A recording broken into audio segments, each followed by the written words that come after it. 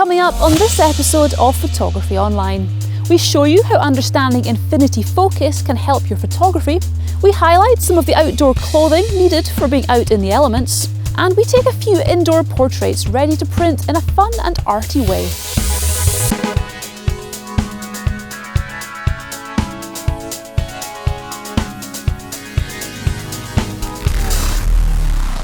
Welcome to part one of our November show, which is brought to you by Squarespace, the all-in-one platform which will help you build your own beautiful website or online store.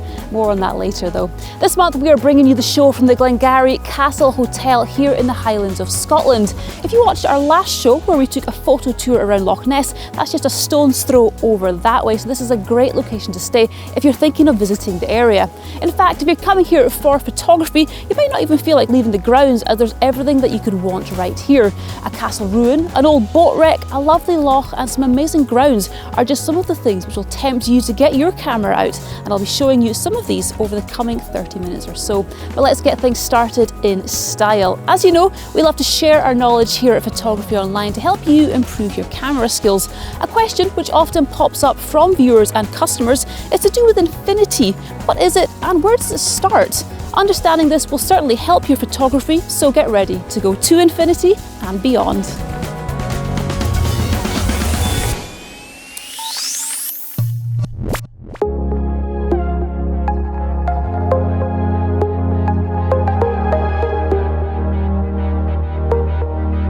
In previous shows, we've made many references to maximizing depth of field.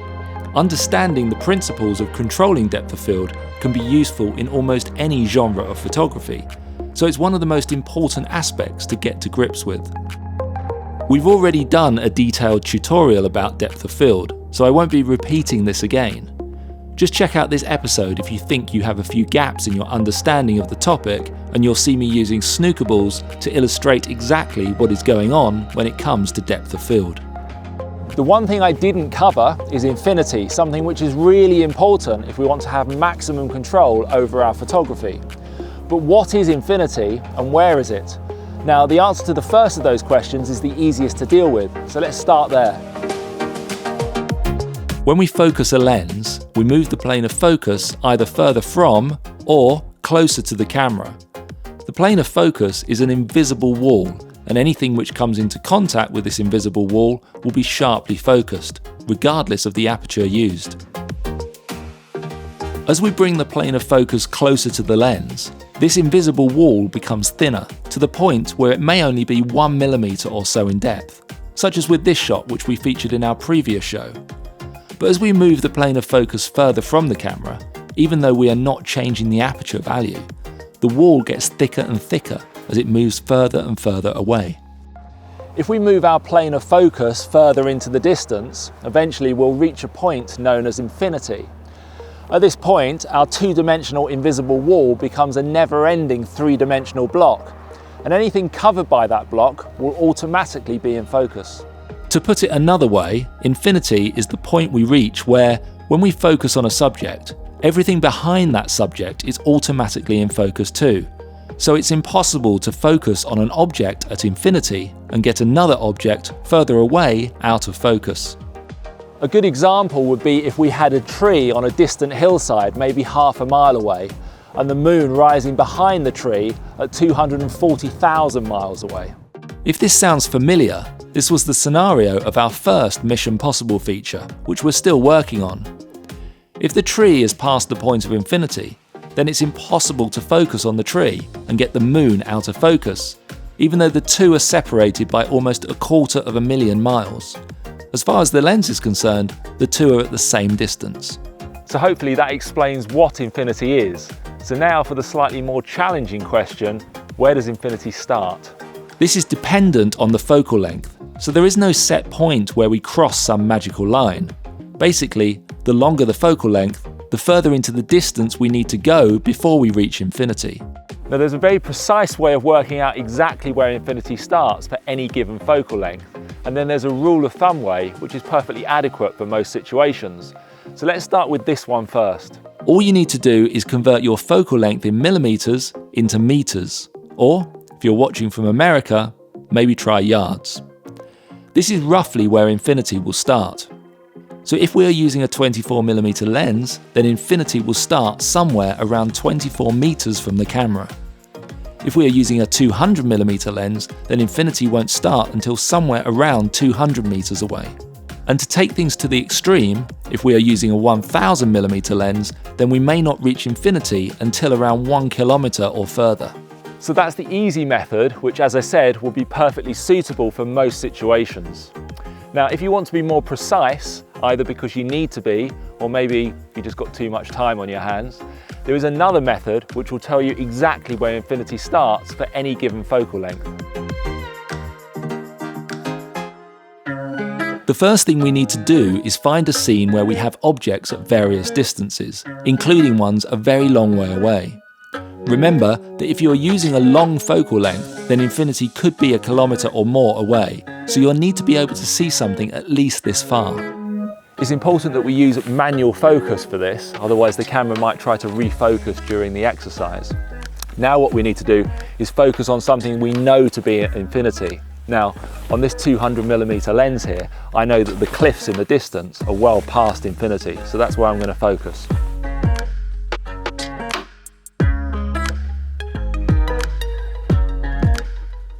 Now, without touching the focus ring, move either the camera or zoom around the screen to look at objects at closer distances, starting far away and getting gradually closer. As we do this, we will suddenly notice that one particular distance is very slightly soft. This is because we have just crossed the line of infinity for our set focal length. So now we need to go back to the previous distance which did appear sharp, and this is where infinity starts. Another way to do it, but only really relevant with fixed focal length lenses, is to find a scene where you've got a big expanse of flat ground before you. I'm going to use this 50mm prime lens. Just as before, focus on infinity and then get a friend to walk into the scene with a sign or large lettering on their clothing. As they start, they will be clearly out of focus, but the further away they walk from the camera, the sharper they will become. At the point where they become pin sharp is exactly where infinity starts. You can then measure that distance using a phone app and keep a record of it so that next time you're using the same lens for a landscape situation and need to know where infinity starts, you know exactly where it is. Now you can't really do this for a zoom lens because you'd have to do it for every single focal length, and that's not really practical. If we now try the same exercise with the different focal length, we'll see that infinity starts in a different place.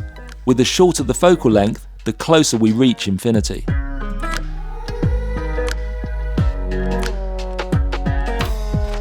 So this begs the most important question. Why do we need to know where infinity starts? This is important if we want to control depth of field. For example, if we are faced with a scene where the closest subject is 50 meters away, and the most distant subject is 5 kilometers away, we can shoot this on anything up to 50mm in focal length without having to worry about depth of field, as everything in the scene is already at infinity. Basically, it's impossible for me to get part of this scene in focus and other parts out of focus, because even though I have many different elements all at different distances, as far as the lens is concerned, they're all at the same distance. This means that I can shoot the scene at f2.8 or at f16. It will make no difference to the depth of field. In such a situation, however, in order to maximise sharpness and detail, we should shoot the scene using the sweet spot of the lens. We explain why this is the case in this show, so check that out if you want to know the drawbacks of shooting at smaller apertures. If we are faced with a scene which includes foreground and background and want to achieve maximum sharpness, then knowing where infinity begins is key to getting this right. Now you might be familiar with the term focus a third of the way into the scene, but this is misleading and will actually give poor depth of field control. What we want to be doing is focusing a third of the way between the closest point we want to render sharp and where infinity starts, because only this will give us the maximum depth of field. If we are using a 16mm lens for this scene here, we only need to worry about getting everything from 2 meters to 16 meters sharp, as everything beyond 16 meters is already past infinity, so it will take care of itself. If we simply focus a third of the way into the scene, this is probably somewhere around here, which is already well past infinity. So this would be totally wrong and would give us far less depth of field than focusing a third of the way between the closest point we want to appear sharp and the point where infinity starts. Finally, another question which pops up very often is why do some lenses focus past infinity? Older lenses tended not to do this, so to focus them to infinity, it was simply a case of twisting the focus ring until it stopped. In terms of distance, then there is nothing beyond infinity, although this guy might disagree. To infinity and beyond! But modern lenses are made to focus past infinity to allow for temperature changes which may cause the optics to expand or contract slightly. So hopefully that explains what infinity is, where it starts, and why it is so useful. Please don't ever ask me where infinity ends, because that conversation will blow all of our minds, including his. You, my friend, are one of my favorite life forms.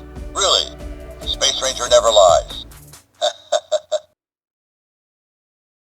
That topic is just one of the many chapters which will make up Series 2 of our Essential Camera Skills Manual, something that we're busy working on and hope to make available before the end of the year. So we'll keep you updated with any news on that. And if you don't already have Series 1, then this covers all the essential camera skills that we covered last year. So it's certainly worth grabbing a copy while they're still available.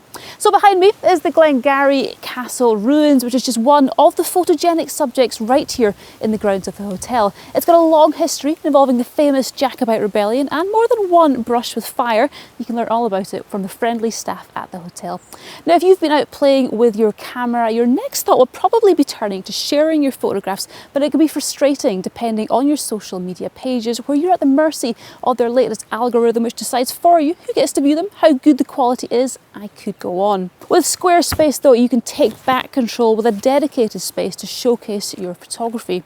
Now, their immediate attraction in my view is the amazing choice of slick, customizable template designs that put your photographs front and center. But beyond that, they make things simple by taking care of the hosting, the analytics and all that other stuff that can seem so daunting. And if you do need help, they've got 24/7 support. So why not head to squarespace.com for a free trial? And if you like what you've created, go to the link in the description and enter code photography online to save 10% off your first purchase. So as you can see, we are in full autumn mode now, which means winter is just around the corner. If you're heading out over the coming months to take photos, whether it be landscape, wildlife or anything outdoors, then one of the most important pieces of equipment is what you're wearing. Here's Harry to tell us everything we need to know.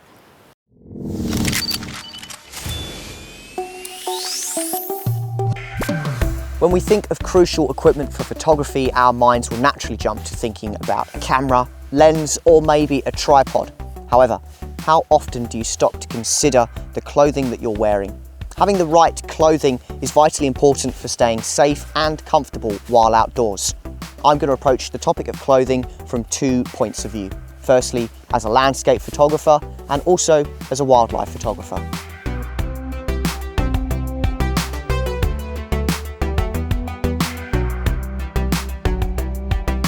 Ask any landscape photographer worth their salt what conditions generate the best image, and it's likely they'll say something like dark, moody skies, lots of rain, wind, cold, so on and so forth. The takeaway point: if you want to get the best image possible, we normally have to be out in inclement conditions, taking the worst the weather can throw at us in a stride.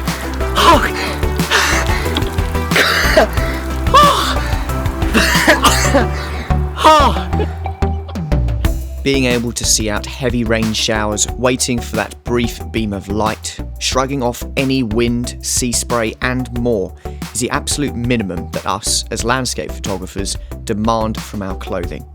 Everything from our feet up to our head and hands needs protection. Let's start at the bottom and work our way up. To me, it seems obvious that if I'm going outdoors to do some photography, then I need to be strapping on a pair of comfortable walking boots, just like these ones. It never ceases to amaze me the amount of inappropriate footwear I see while out on the hills. Firstly, they need to be comfortable, and if you're in an environment like we have here in Scotland, absolutely waterproof. At the end of the day, it doesn't matter whether they're fabric or leather. If I know I'll be shooting something coastal, then I'll probably pull on a pair of insulated wellies just in case I end up standing in the water, as hiking boots are easily breached by even the smallest of waves. Yet, some people never seem to learn. Moving upwards, the next item of clothing we get to are trousers, or, if you're from North America, pants. We've basically got two main options: ordinary hiking trousers for everyday mooching about, and waterproof trousers for when things get wet. We get constantly asked what trousers I'm often wearing during the show. Now, these ones are from Decathlon, which is a sports superstore here in Europe. I wear through my trousers pretty quick, and these are affordable and pretty comfortable. If you plan on hiking in hot weather, then having a pair with ventilation zips is great. Also, a pair of insulated trousers if you like to shoot more in cold weather. Keeping our legs warm and dry is paramount to warding off the dangers of hypothermia on the hills. Having a pair of warm trousers if it looks cold, and something waterproof if it looks wet is the only sensible thing to do. Waterproof trousers most commonly come in the over trouser variety. My best advice when it comes to these is to find a pair with generous full-length zips. It makes getting them on or off over walking boots infinitely easier. These trousers are typically lightweight and easy to chuck in the bag. There's a whole range of price points, but they all use similar fabrics and waterproofness. Just pick something that works for you, though the more expensive ones are likely to be more durable and last that little bit longer. Alternatively, you can opt for a pair of trousers like this. These are the Paramo Velez trousers, and they're designed as an ordinary hiking trouser that you wear next to your skin, but they're totally windproof and waterproof. So there's no need to pull them on and off constantly like these over trousers in changeable weather. Moving up the body further, we get to the torso. Keeping our bodies warm is key to keeping our enthusiasm intact, helping us wait out on location for longer for that elusive shot, particularly in the cooler climates we have here in Scotland. A mix of jumpers, fleeces and jackets that you can take off and put on will help regulate your temperature when you're out and about. The major piece of clothing that's worth an investment is a good waterproof jacket. These come in endless colours, styles and brands. I favour a shorter cut to many of my jackets, making it easier to scramble and climb around. Just like bags though, I own many jackets, each with a different purpose. For days with little hiking and lots of wind and rain, I dig out my trusty Musto sailing jacket. But for days when I know I'm going to be out scrambling and doing a lot of walking, then I prefer my shorter cut Sherpa jacket. If you like to shoot in cold weather, then a down jacket is worth its weight in gold. Which is a shame as most are very light. Even a thin packable jacket can add vital insulation on those extra nippy days, and well worth stuffing into your backpack. Choosing the right colour for your jacket isn't just about fashion and looking cool, it's about being visible. Opting for bright colours such as reds, oranges and yellows means that in the event of an emergency you can be seen more easily from afar. It's also quite useful if you want to use yourself as a focal point in your landscape images to add a sense of scale, a la Instagram. Lastly, don't forget your extremities. Most of the heat that's generated by our bodies is lost through our head. Now, I'm rarely without a woolly covering on top, but I do also like to wear a woolly hat. As photographers, we rely on our hands to ply our trade, so it makes sense to make sure they're protected and warm. Finding a decent pair of gloves has been a decade-long process for me. At the end of the day, there's no glove that keeps your fingers perfectly insulated while letting you retain use of them for a camera. The only way I find I keep my fingers warm is by using a mitten. Now these are from Buffalo and I've done a heck of a lot of market research, and these do keep my fingers nicely warm while still letting me have some control of the camera. Wildlife photographers have slightly different priorities when it comes to clothing. Rather than wanting to stick out like a sore thumb in a landscape, you need to blend in. Being visually quiet so as to minimise disturbance of sensitive subjects is critical, as well as being comfortable and warm enough to stick out those long hours sitting in one place, waiting for something to appear. All this while, just like our landscape-orientated clothing, being able to withstand the worst that nature can throw at us. Did we really have to make that point visually again? You got my camera wet as well. God. My most used piece of clothing when it comes to wildlife photography is my smock.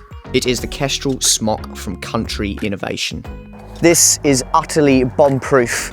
It's completely wind and watertight, making it the perfect outer layer for working in changeable conditions. I'm not that careful with my equipment at all. You might have noticed, so the fact that this has stood up to a couple of years of abuse is testament to its build quality. The smock is made from Ventile fabric, which more than anything means it's quiet. None of that annoying rustling you get with Gore-Tex jackets, which makes it perfect for sneaking up on sensitive subjects just like otters. I've never found the need for camouflage print clothing. Instead, I choose subdued colours like browns, greys and greens to make sure I blend in. So there you have it, my breakdown of essential clothing to help keep you warm, dry, comfortable, and most importantly, safe while you're out shooting. Like the old saying goes, there's no such thing as unsuitable weather, just unsuitable clothing.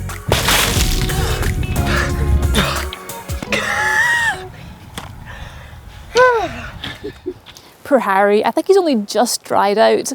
On the subject of clothing, remember that we've got our Photography Online branded t-shirts and beanies in our online shop.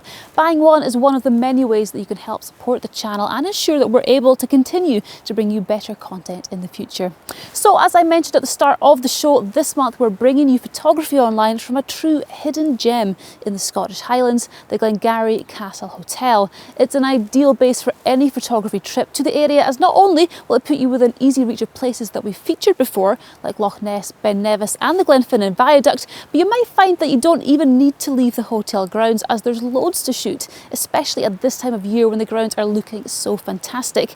As you can see, the hotel is located right on a picturesque loch, and right next to the castle ruin is this boat wreck, which will keep any photographer happy for a while. The hotel also has a reputation for serving high quality, locally sourced food, some of which is foraged by the head chef himself, so that's where I'm heading now. While I do that, Marcus has been busy looking at some alternative ways of printing. We've had lots of requests from many of you to feature our star student, Shiana, in more episodes, so she is back, this time as our model.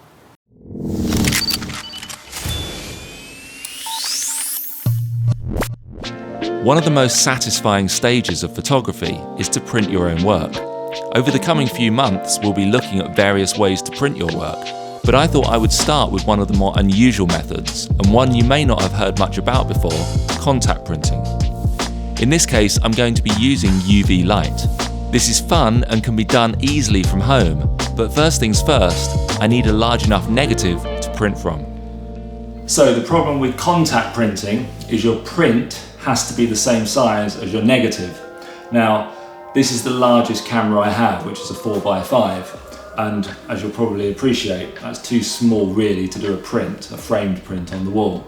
So, thinking outside the box, what I'm going to do is we're going to do a series of portrait photos, and I'm going to basically do a whole contact sheet. So this is a medium format film, and this is my paper that we're going to do the print on.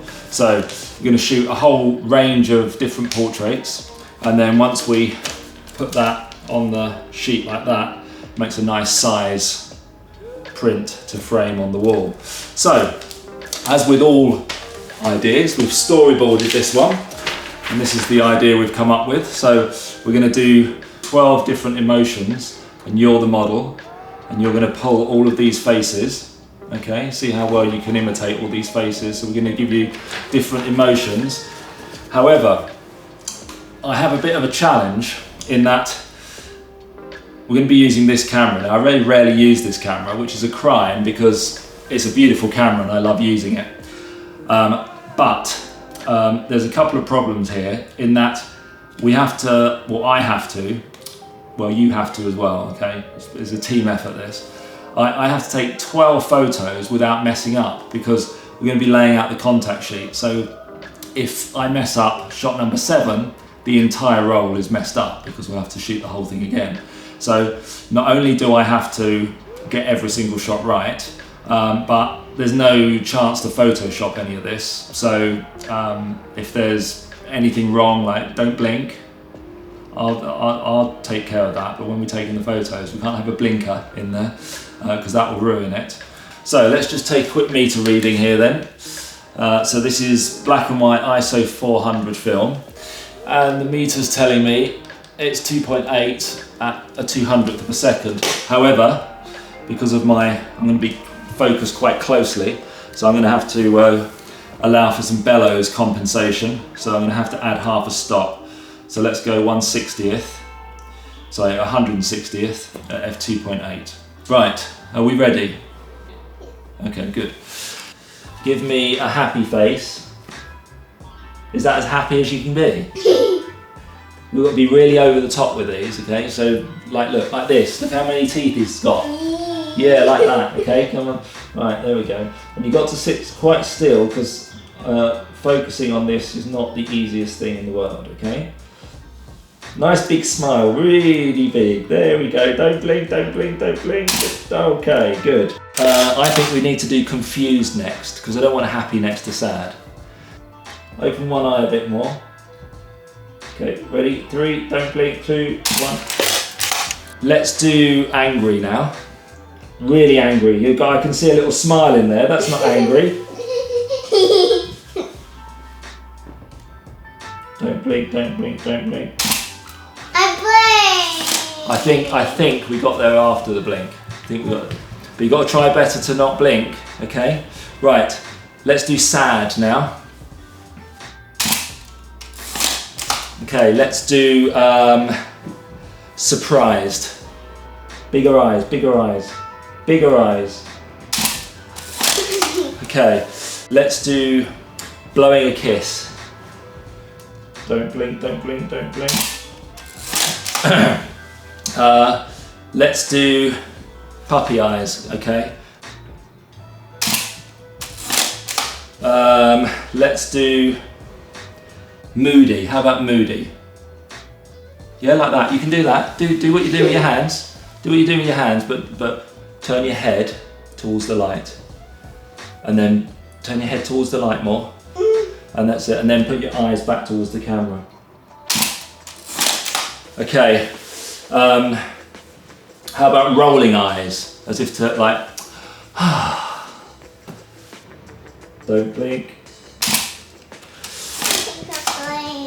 How about one with hair over your face? Silly one. We need a brush. Where's a brush? What? Go and get a brush. Because you've got hair everywhere. Go and get a brush quickly. Oh no, a hairbrush, you dumb bimbo. It's dumb bimbo, not dumb bimbo. Honestly. That's it, right. Put your head down like that and then just turn towards the light a bit. Okay, 3, 2, blink now. So what about, have you got some glasses that you can go and get for geeky nerd? Don't blink, or blink now. Okay, and finally we've got one more. Take the glasses off. How about bored? Bored. Okay, right. Let's go and develop this film now, and then we'll see if you blinked or not. I think I blinked on 2. You think you blinked on 2? Well, if you blink, then we've got to shoot the whole thing again on another roll of film. But we're going to go and find out now. We'll know in about 20 minutes. Okay?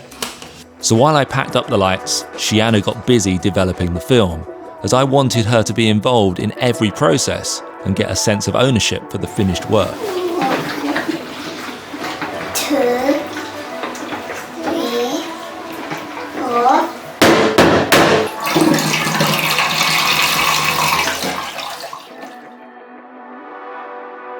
No blinks.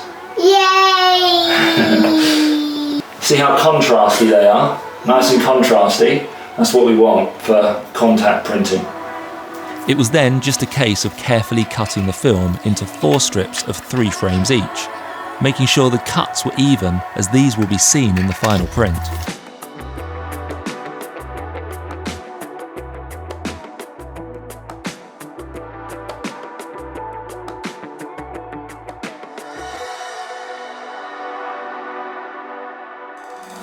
Catch part 2 of that feature to see how Marcus makes something called a cyanotype print using UV light.